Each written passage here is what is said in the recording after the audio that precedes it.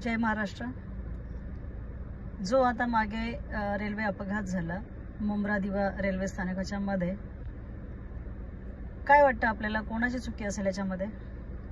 कारण याविषयी जो धोकादायक वळण होतं त्याविषयी 3-4 महिन्यापूर्वी काही मुलांनी अर्ज दिला होता, त्याचा फॉलोअप चालू होता आणि त्याच धोकादायक वळणावरती अपघात झालाय। आमचे अविनाश भाऊ जाधव यांनी ज्या प्रकारे सांगितले की त्यामध्ये एकाचा ज्याने या तक्रारीचा फॉलोअप सुरू ठेवलेला त्या एका मुलाचाही त्याच्यामध्ये समावेश आहे।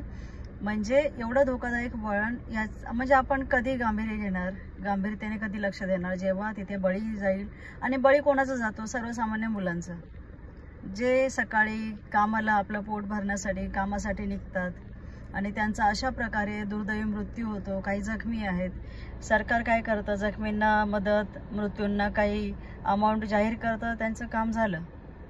पण हे कितपत योग्य आहे? खरं तर हे कोणामुळे ही गर्दी वाढली आहे ह्याच्याकडे जे सातत्याने राजसाहेब बोलत आलेले आहेत की ही जी गर्दी मुंबईमध्ये वाढलेली आहे, मुंबईच्या आजूबाजूच्या ज्या भागामध्ये वाढलेले आहे, ठाणे मुंबईमध्ये इतके बाहेरून लोंढे रोजच्या दिवसाला मुंबई सेंट्रल असेल किंवा लोकमान्य टिळक टर्मिनस असेल, रोजच्या दिवसाला बांद्रे टर्मिनस असेल, रोजच्या दिवसाला जे हजारो लोक मुंबईमध्ये येत आहेत, तर ह्यांना कुठेतरी थांबवायला पाहिजे।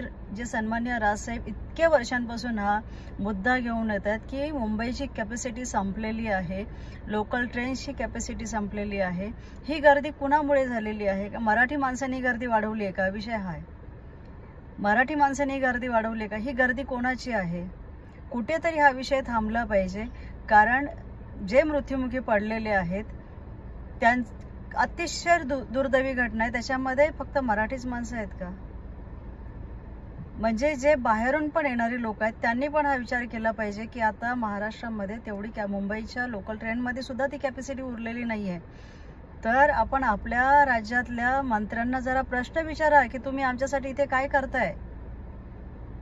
आम्ही मुंबईला धक्के खातोय, हे तिकडच्या प्रांतातल्या लोकांनी त्यांच्या नेत्यांना प्रश्न विचारले पाहिजेत। असं नाही की तुम्हाला तिकडे सोयी नाही म्हणून तुम्ही आपल्या मुंबईकडे वळताय। आज हजारो लोक मुंबईकडे येत आहेत, ह्याच्याकडे कोणाचं लक्ष नाही, ना प्रशासनाचं ना पोलिसांचं, ना कसली त्यांची चौकशी होत। कोण आहेत, कुठून आलेले आहेत, किती दिवस राहणार आहेत?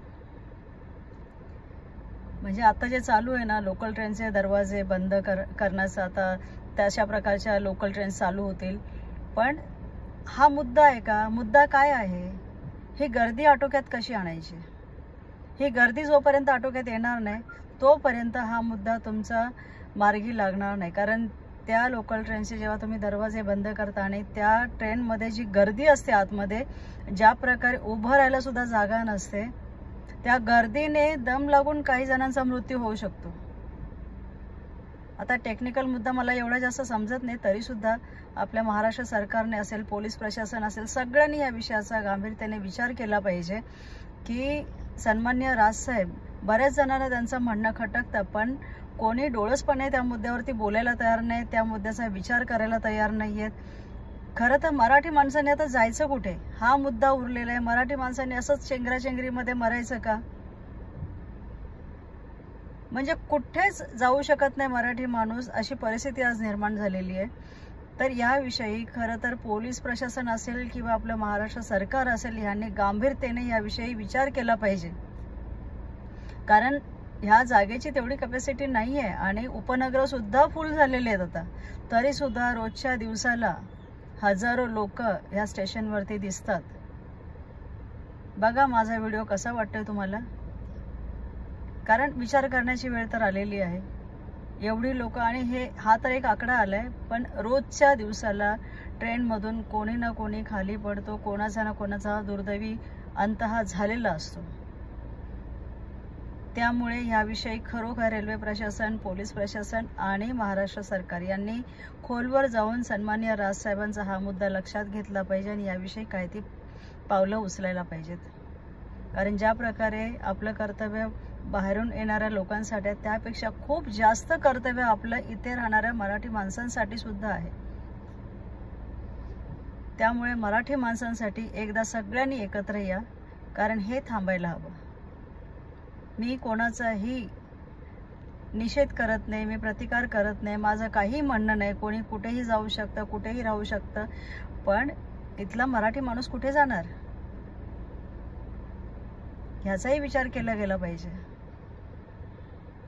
आज अशी परिस्थिती आहे की कुठेही मराठी माणसाला जाऊन निवांत 2 घटका बसायला सुद्धा जागा नाही, अशी परिस्थिती निर्माण झालेली आहे. त्यामुळे कळकळीची हात जोडून विनंती आहे की आता बस झालं, आता बस. आता मराठी माणसाचा श्वास गुदमरायला लागलेला आहे.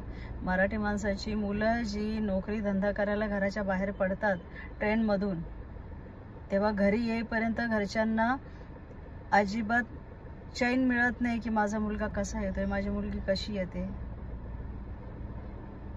तेव्हा कृपा करून आता हे थांबलं पाहिजे.